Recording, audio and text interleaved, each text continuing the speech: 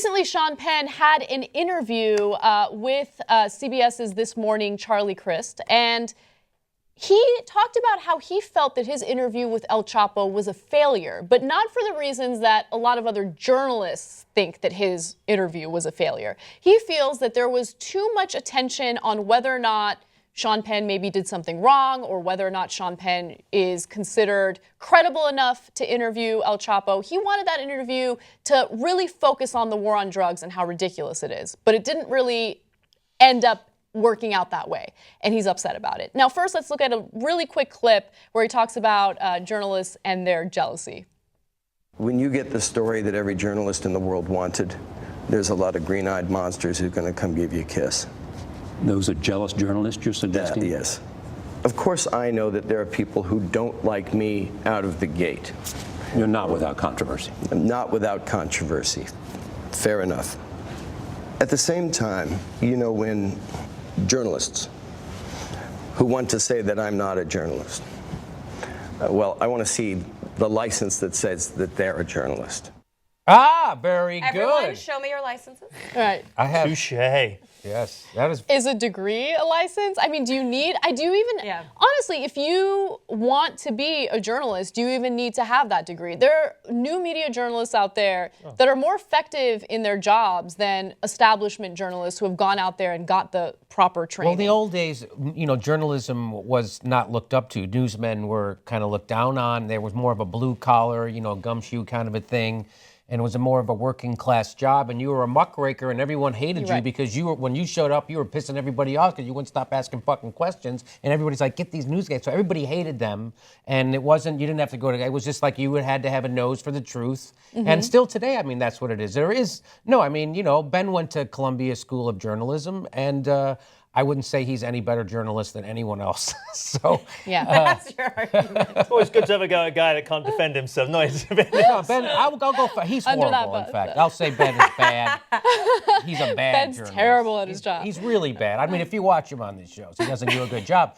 And yet he went to a good school. That's the thing about Ben. But I like him anyway. I don't say much. Is this recorded?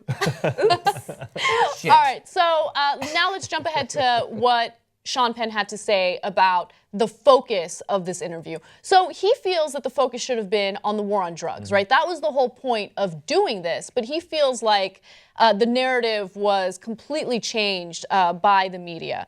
Now, here's what he also had to say. There is this myth about the visit that we made, my colleagues and I, with El Chapo, that it was, as the Attorney General of Mexico is quoted, essential to his capture. Well, Sean Penn actually disagrees with that. He says, we had met with him many weeks earlier, on October 2nd, in a place nowhere near where he was captured. We know that the Mexican government, they were clearly very humiliated by the notion that someone found him before they did. Well, nobody found him before they did.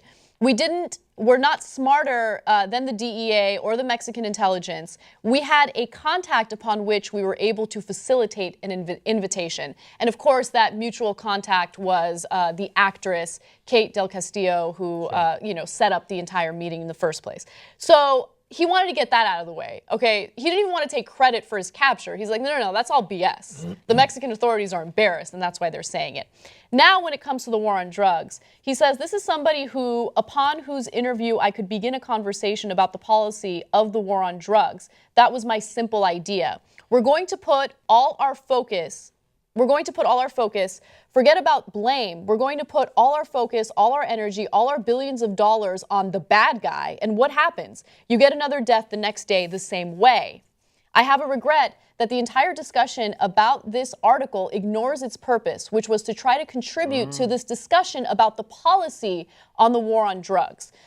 So let's go to the big picture of what we all want. We all want this drug problem to stop. We all want the killings in Chicago to stop. We are the consumer, whether you agree with Sean Penn or not, there is complicity there. So he's trying to make a really good point. And look, we've been talking about the war on drugs on TYT for a very long time at this point.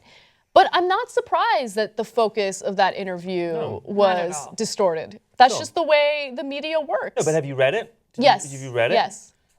Do you think, I mean, the thrust of that article, there was so much of it was about the clandestine nature of meeting with him. It was so buried. Like when he got to the actual policy discussion on war on drugs, you had to get through a lot of grandiose details. Yeah. Right, and it was a lot about his personal experience, and it's engaging because he's Sean Penn and he's doing that. I would suggest to him if it was another journalist, it perhaps wouldn't be quite so engaging. Be like, okay, just get to the meat and potatoes of meeting with him. I don't need to know all the clandestine stuff and the fact that you can't work. You're 55 years old and you don't know how to work a laptop and all that stuff. I get it. Move on.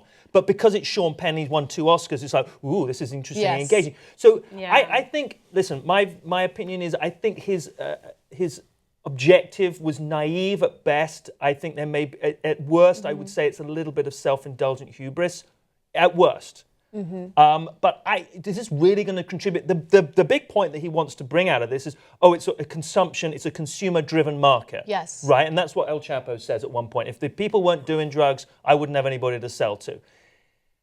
Okay, so if he had to, did he have to go into the jungle and sit down with the most notorious drug dealer in the world to have that revelation? He didn't, but he had the opportunity to do it, and I don't begrudge him for doing it. If I were in his position, I would have done the exact same thing, right? However, further the debate, though. No. So the way the article was written, or the interview was written, I absolutely agree with you. I mean, I criticized the way it was written when we originally covered it. It's rambling. It's going from. It's not focused enough. So if his intention was to focus on the war on drugs and how we have a failed policy, then good. Focus on that, right? Cut out all the fat.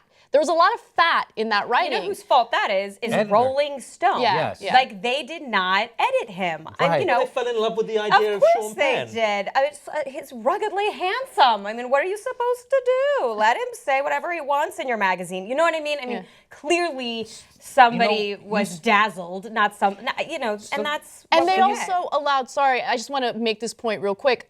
They also allowed Chapo to approve the final piece. And Rolling Stone doesn't deny that. They defended their decision to do it. And here's the thing. Do you think the most dangerous drug kingpin in the world is going to allow you to focus your interview on how ridiculous the war on drugs is? Because you end the war on drugs, cartels lose all their power, right? So he's not going to approve that. So if you really want that to be the focus of your final piece, then you got to do things a little differently. You know, if it's weird. So if you look at the picture of them, of those two meeting, which one looks like he's on the run? One of them is a millionaire Hollywood guy. One other guy is running from the law. Joe got a natty shirt though. That shirt's a bestseller.